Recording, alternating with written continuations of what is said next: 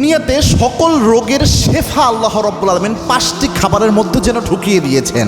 আপনি রোগের শেফার যে উপাদানগুলো রয়েছে এই 5টি খাবার নিয়মিত খেলে অনেক রোগের শেফা অটোমেটিক্যালি আপনার শরীরের মধ্যে ডেভেলপ করবে। আল্লাহু আকবার। আল্লাহ হাবিব সাল্লাল্লাহু আলাইহি ওয়াসাল্লামের পছন্দের খাবারও কিন্তু এই 5টা ছিল। তার মধ্যে 1 নাম্বার সেটা হচ্ছে জমজম। জমজমের পানি যদিও একটু রেয়ার, এটা সবসময় পাওয়া যায় না এবং এটা একটু দামি হয়ে থাকে, তবুও জমজমের পানি শেফার জন্য সবচেয়ে গুরুত্বপূর্ণ। আল্লাহর হাবিব সব খাবার বসে খেতেন, বাট জমজম যখন খেতেন আল্লাহর হাবিব সাল্লাল্লাহু আলাইহি ওয়াসাল্লাম দাঁড়িয়ে যেতেন।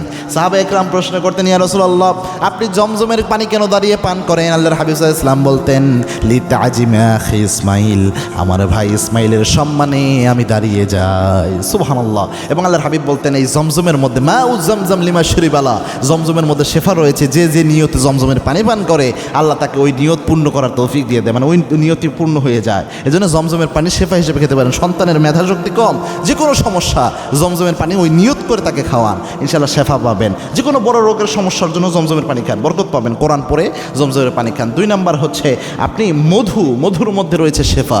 আল্লাহর হাবিব বলেছেন, আলাইকুম বিশিফাইন, 2টা জিনিসের মধ্যে শেফা রয়েছে। একটা হচ্ছে আল কোরআন, কোরআনের মধ্যে 2 নাম্বার হলো আসল, মধুর মধ্যে আল্লাহ শেফা দিয়েছেন।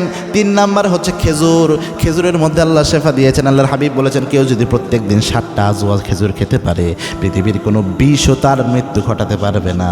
মৃত্যু ছাড়া কোনো কিছু ওই দিন তার কোনো ক্ষতি করতে পারবে না। বিষ, পৃথিবীর সবচেয়ে বিষাক্ত বিষ, ওটাও মারতে পারবে না। এবং এটা একটা প্রমাণও হয়েছিল। বিশ্বের একজন মুসলিম বিজ্ঞানী, বলা যায় একরকম, তাকে অন্যান্য দেশের সায়েন্টিস্টরা তাকে বলেছিল, আপনাদের হাদিস এটা প্রমাণ করেন যে রাসূলুল্লাহ সাল্লাল্লাহু আলাইহি ওয়াসাল্লাম বলছে যে 7টা আজওয়া খেলে নাকি আপনি মারা যাবেন না। ওই ব্যক্তি বিষ খেয়ে দেখিয়েছে 7টা আজওয়া খাওয়ার পরে, সে কিন্তু মারা যায় না, সুস্থই ছিল। এরপরে 4 নাম্বার হচ্ছে কালো জিরে। আল্লাহর হাবিব সাল্লাল্লাহু আলাইহি ওয়াসাল্লাম জানিয়েছেন মৃত্যু ছাড়া সব রোগের ওষুধ আল্লাহ কালো জিরার মধ্যে দিয়ে দিয়েছেন। 5 নাম্বার হচ্ছে জাইতুন। আল্লাহর হাবিব সাল্লাল্লাহু আলাইহি ওয়াসাল্লাম জাইতুন খুব পছন্দ করতেন। জাইতুনের তেল আল্লাহর হাবিব সাল্লাল্লাহু আলাইহি ওয়াসাল্লাম খেতেন এবং শরীরে মাখতেন। রাসূলুল্লাহ সাল্লাল্লাহু আলাইহি ওয়াসাল্লামের পছন্দের খাবার ছিল জাইতুনের তেল। এটা রাসূলুল্লাহ সাল্লাল্লাহু আলাইহি ওয়াসাল্লাম খাবারের মধ্যে ইউজ করতেন।